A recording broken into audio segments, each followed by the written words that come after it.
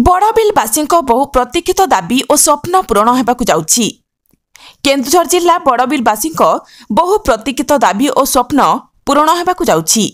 बड़बिल और यार आखपाख अंचल खनिज बहुल अंचल होइतिबा बेले एही अंचल रे बहु संख्यार भारीजान चलाचल करिथाए, जेउथिपाई एही अंचल प्रदूषित हेबा सह दैनन्दिन दुर्घटना देखिबाकू मिले।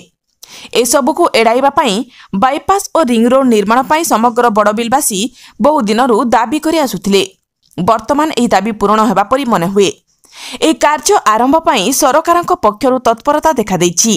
एही परिप्रेक्षी रे आज एही कार्य आरंभर सर्वे पाई चंपुआ उपजिल्लापालक नेतृत्व रे एक टीम बड़बिल रे पहुंची किपरि एही रिंग रोड और बाईपास रास्ता निर्माण शीघ्र आरंभ हेबो ताहाकू तर्जमा करिथिले।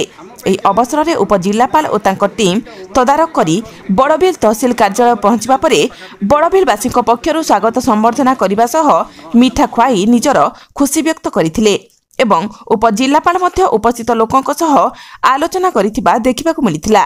नमस्कार, मु चंद्रगुप्त प्रसाद ओबीसी मोर्चार राज्य संयोजक। आज जो आमे बड़बिल तहसिल ऑफिस रे समस्त एकत्रीकरण हेइछु, समस्त बड़बिलवासी आज बड़बिल पाई गोटे ऐतिहासिक दिन, बहुत खुशीर दिन।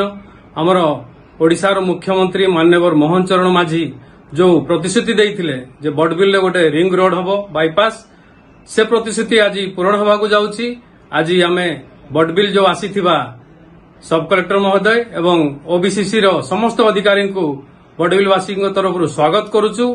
आज बड़बिल रे रिंग रोड काम सर्वे काम आरंभ होबाकू जाउछि। बड़बिलवासी बहुत उत्साहित अछंती, बहुत खुशी अछंती एवं ए रिंग रोड को आमे समस्त बड़बिलवासी बहुत स्वागत करुछु एवं समस्त को शुभेच्छा जनाउछु। दीर्घ दिन जो आमर दाबी थिला, आज 30 वर्ष 35 वर्ष हैला जो लोक दाबी करे आस्तले आज पूरण होबाकू जाउछि। तणु समस्त बड़बिलवासी बहुत खुशी रे सह आज समस्त को स्वागत करुछु एवं निश्चित भाव रे बड़बिल रिंग रोड हबो।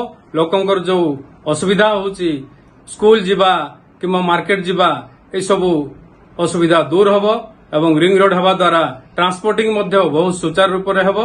तेणु आउ थे मु बड़बिलवासी तरफ माननीय मुख्यमंत्री श्रीजुक्त मोहन चरण माझी को बड़बिलवासी तरफ बहुत बहुत धन्यवाद दउछि। नमस्कार।